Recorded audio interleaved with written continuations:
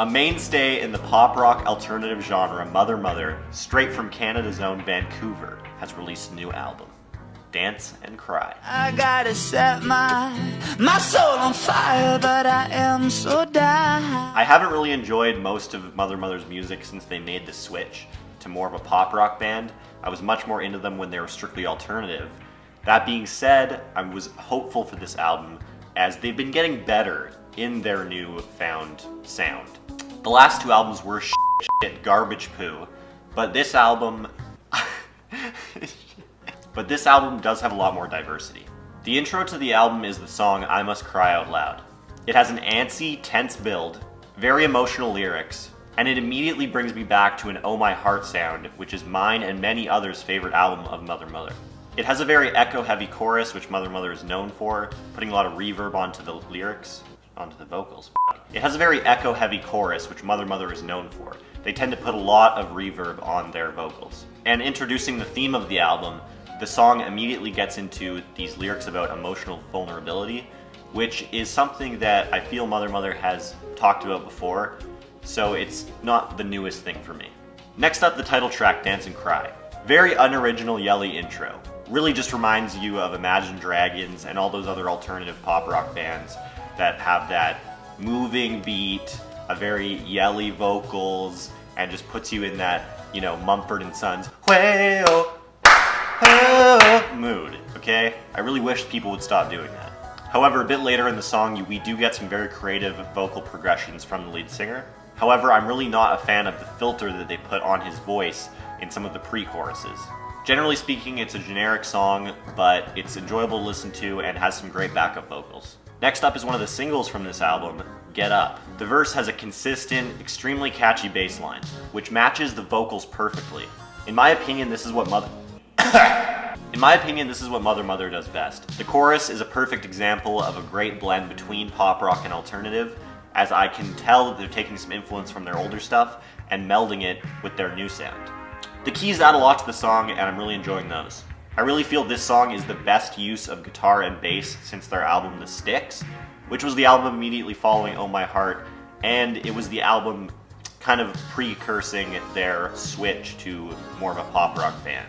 Track 4, again, same problem. I really wish they would stop using this periodic yelling in every single song. It just takes away from what I feel the lyrics and the vocals could be, and just plays into this generic, you know, catchy, poppy, what people want to hear. And also, yet again, on this track, very unnecessary echo. It really, just in my opinion, he has very good vocals, the lead singer. I need to probably look at his name. I mean, I know his name, I've seen them 3 times. What am I fucking talking? Who's the lead singer of Mother Mother? Ryan Glidemold. Ryan Goldman? I feel like I need to know how to say his name. Goldmund. Okay, I'm just gonna say his name wrong. I'm just gonna say Ryan, what the f***?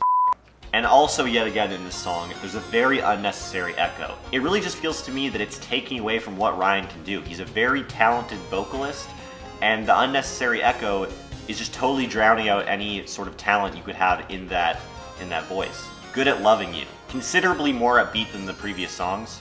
And at this point in the album, I'm really noticing the binary drums are consistent and very simple. It's disappointing that each song up until this point, and we'll see later on in the album, has that's not even the fucking word that goes there, you idiot. And at this point in the album, I'm really noticing the binary, simplistic drums are consistent, and it's very disappointing that every song up until this point, and later on in the album too, which we'll see, just has incredibly dumbed down drums with really no spice to them at all. Something good about this song though, which has been good in a lot of the other songs on this album, is the backup vocals. I'm really enjoying them. I've always thought that the 2 backup singers in this band are very, very talented, and I'm really enjoying that. Seems to be a reoccurring issue, but there again is a terrible effect on the vocals, the main vocals that is. This time it's a mute, and it's extremely distracting. Number 6, Biting on a Rose. Number 7, It's Alright. Really, it's alright. It's alright! So this track, I noticed, the guitar riff at the beginning is strangely poppy. It's almost like they stripped back all of the natural elements of the guitar, and it just sounds so one-dimensional. It's incredibly, incredibly distracting. I can't argue with the catchiness of the song, but at what cost? Maybe at the cost of true artistry.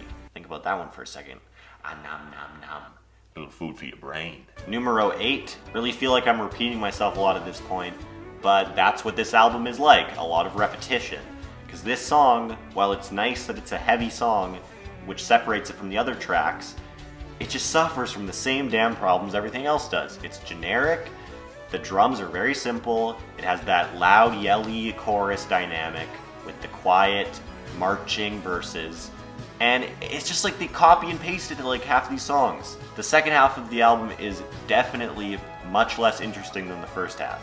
And on that note, the 9th track is almost indistinguishable from the 8th track. And on that note, the 9th track is almost indistinguishable from the 8th. They're so similar that if you just smash the two together, you would have no idea which track is which. Like, I get if they were trying to make the 8th song bleed into the 9th. Lots of bands do that. But at least have some variety. The song is the same, and it's so disappointing because I know they can do better. I'd also like to point out that at this point on the album Oh My Heart, Mother Mother had the curveball that was Hayloft, which is one of my all-time favorite Mother Mother songs.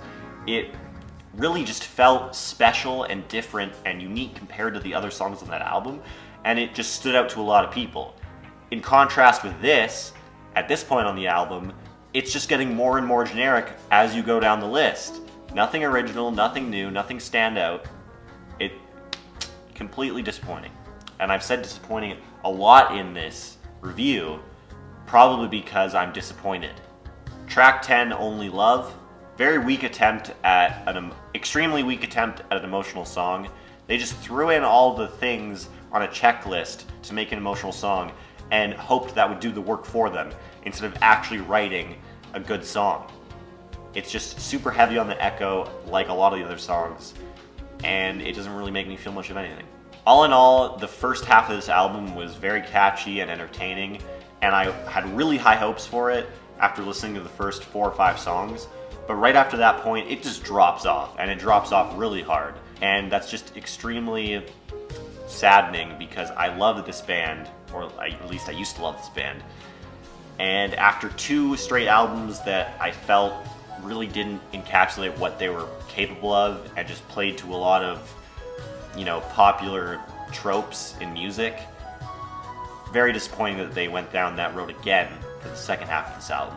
I'm going to go ahead and give this album a 63%. It was better than No Culture, but not the best they can do, and I'm looking forward to what they'll do next. Make sure to subscribe to our YouTube channel, throw a comment what you thought of this album in the comments below, drop a like or a dislike, and follow us on Instagram. See you next time. This is Donald Trump. Fucking subscribe to No Responsibilities.